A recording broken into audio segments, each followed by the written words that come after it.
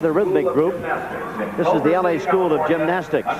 They have prepared some 10 national champions, 6 junior national champs, the 2 Olympic team members among the girls performing today, 3 national champion Marina Kunievsky, national team members Alexandra Feldman, Irina Rubinstein, South Korean champion Sung Hee Hong. 4 of the girls from this group have qualified for the '88 Olympic trials, and they're coached by Olympic coach Alice Fursky. Rhythmic gymnastics. This team is also known as the LA Lights, and they have consistently put the top rhythmic gymnasts in the country on the national team.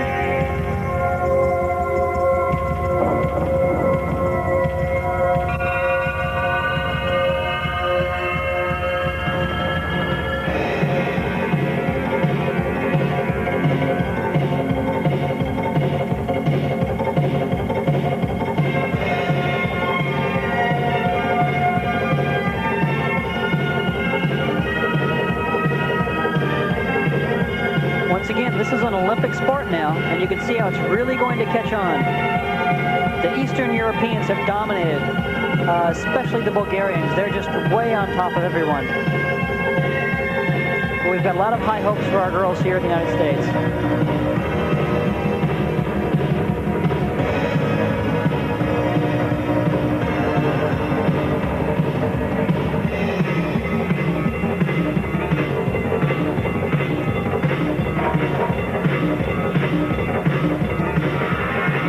With the ball. How far behind the rest of the world, or the Bulgarians, are we, Peter? Well, the Bulgarians, it's amazing. They have clearly dominated in world competition. And while the scores, of course, are as high as they are in international competition in artistic gymnastics, the Bulgarians seem to consistently come out with the 9.9s, the 10.0s. Just incredible. And now with the hoops. It's amazing what they can do.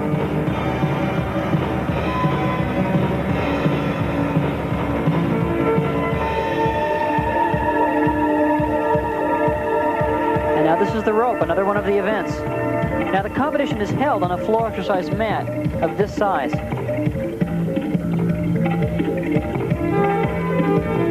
So instead of seeing gymnastics equipment surrounding a floor exercise mat in rhythmic competition, you might see a large arena floor like this with 3 separate floor exercise mats, and competitions taking place on each one of those mats simultaneously.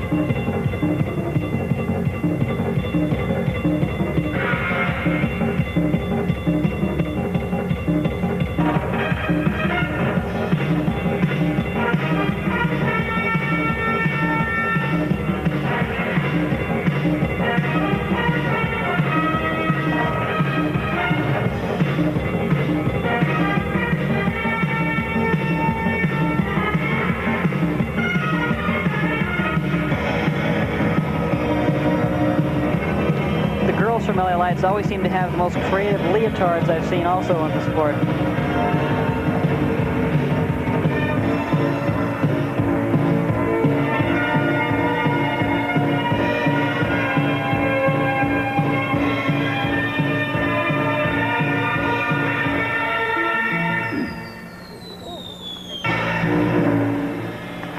It's almost like watching a circus, Peter. There's something going on. You think you're watching a 3-ring affair. That's just incredible.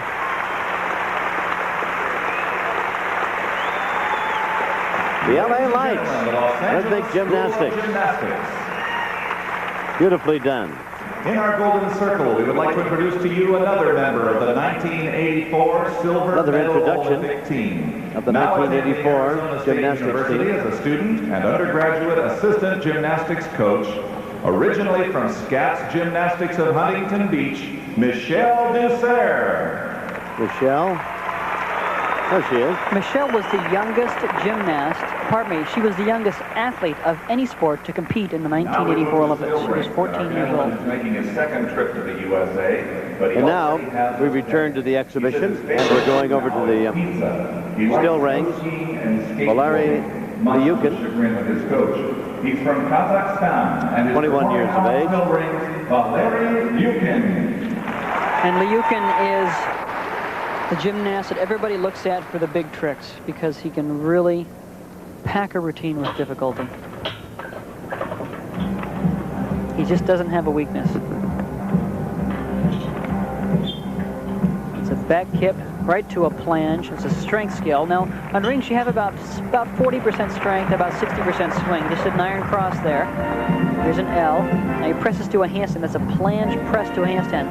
One of the most difficult presses you can do on our sport. Peter, that iron cross looks like it is the most physically taxing thing anybody could do. Is it? Is it as difficult as it looks? I'll be honest with you, Tom. The level of difficulty is ranked in 4 categories, from A to D. A being easiest, nice full twisting layout dismount, an easy dismount, but the category goes from A to D. D, of course, being the super difficult. B is intermediate. An iron cross is B difficulty. B. Intermediate difficulty.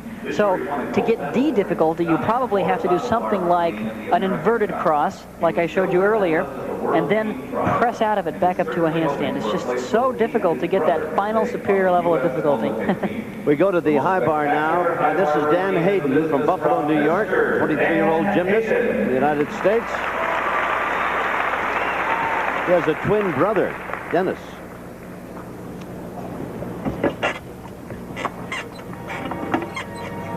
Dan is just so exciting on the horizontal bar. Very unusual dismount that takes him over the bar. Not on the same side. He'll let go and he'll fly up over the bar. Let go a lot later than someone else normally would in a standard horizontal bar dismount. Here's Lest a you stalder. think this is a very easy thing to do, he has suffered, among other injuries, crushed vertebrae, a broken leg, and a back fracture.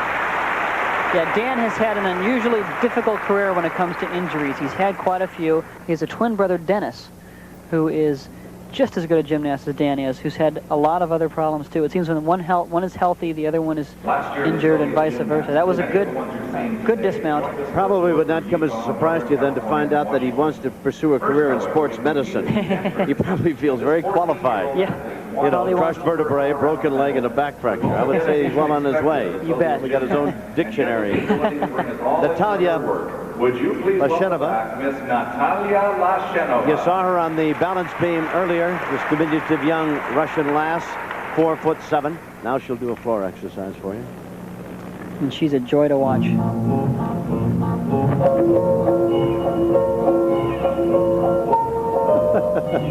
just sparkles, doesn't she? The facial expressions are tremendous. Beautiful full twisting double back. So light on her feet. Oh.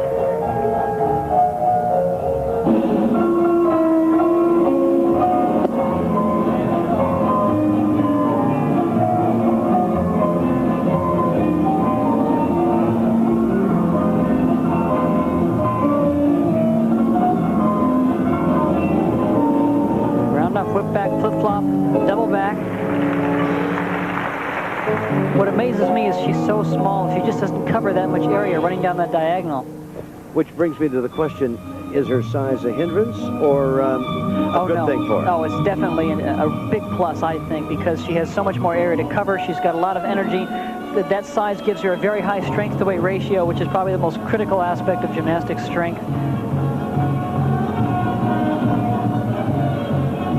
Well, I may be wrong, Peter, but it appears that she gets up in the air almost twice or at least once again as tall as she is. Oh, no question, no question. Now, let's talk about the floor now. The floor itself has 4-inch coiled springs underneath it. So we'd like to brag and say it's just the gymnast. Yes. But it's also the equipment, which helps to give them a little bit extra bounce.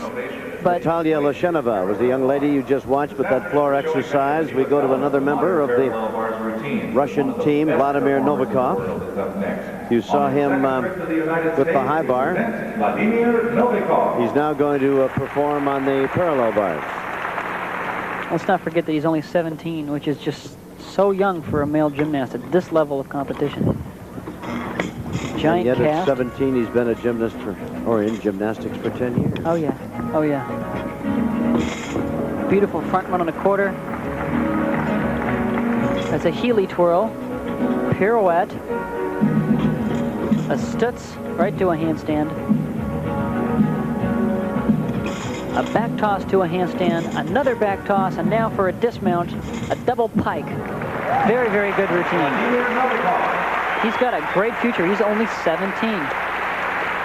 The second trip to the United States. Our next performer won the gold medal. We'll take a look at that dismount now. This is his back toss. And she placed fourth in the all-around and won the And a double pike, double back in the pike position. Takes a little bit of a hop at the end. That's a very tough dismount. Salt Lake City. Now to the uneven bars. One thing to her routine. She'll be performing to the official And theme of the U.S. Gymnastics This is an instrumental entitled "To Rise Above," composed by Melissa Marlowe. Los Angeles songwriter James Patrick Dunn. Ladies and gentlemen, Melissa Marlowe. She was born in Belgium. Currently lives in Salt Lake City. She's 16 and 4'11".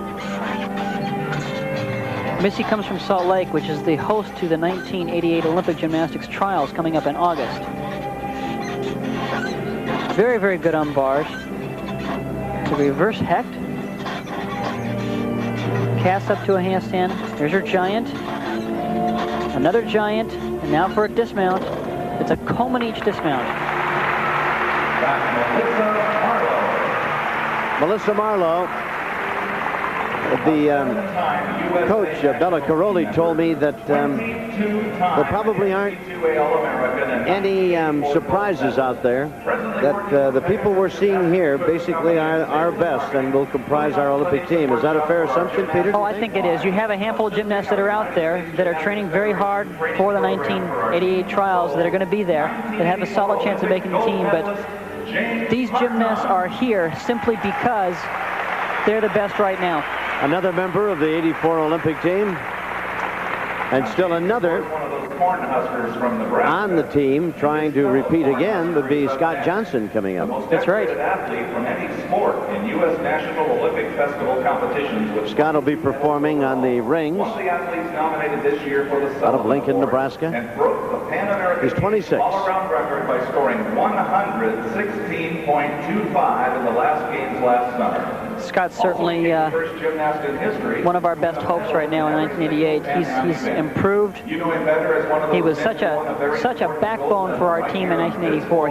I think that Scott was the unheralded hero of our team. Olympic gold medalist Scott Johnson. Scott was our leadoff man in many of the events, which meant he went up first, and it's tough to get a good score when you're the first guy up at times. And yet he got great scores and then helped to build a strong foundation for the rest of the scores that the team got, which was really a significant factor in our winning the gold medal. And he deserves a lot of credit for that gold. Performing on the rings, which he indicates are his favorite. And it ought to be. He's so powerful there. That was a kip to a flange, lower to an iron cross, kip L. Always steady on the rings. Boy, hardly a waver, Peter. He's so solid, isn't he? He's one of the most solid ring performers in the world, no question. Here's a giant right to a handstand. Another giant. That was a good save. It was a little bit off, and he had to save that right away.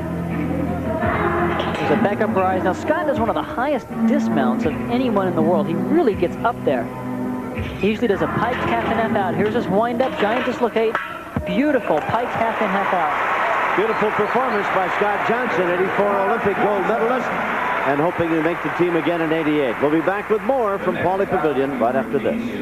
7 pounds on the balance beam. Now, Strajeva did that very unique front tumbling pass earlier in the day, and balancing was certainly also one of her best events. She goes into a one-armed handstand. Look at that. Oh, a Healy twirl like you would see on the parallel bars. You know, Peter, I watched her warming up, and she was so intent and so serious just in warming up that I almost thought for a moment she was crying. She and the coach, one of the coaches. Well, you know, this is just an exhibition, but they really do take it seriously. Every time they go out there on that floor, they're there to perform. This is an artistic sport. You don't just do the tricks. You do it well, you do it right, and you try to do it perfectly every time. And the Soviets place a lot of importance on perfecting those routines. It doesn't matter where they are. There's a beautiful back handstring, back layout. Oh, magnificent. She's only 15. Can you imagine the pressure on someone that young? They compete so much, though, that they really mature beyond their years. They're under that pressure. They're in the spotlight all the time. There's a round-off double backflip. Beautiful, beautiful routine. Beautiful exhibition, no question about it. Olga Strajina on the beam.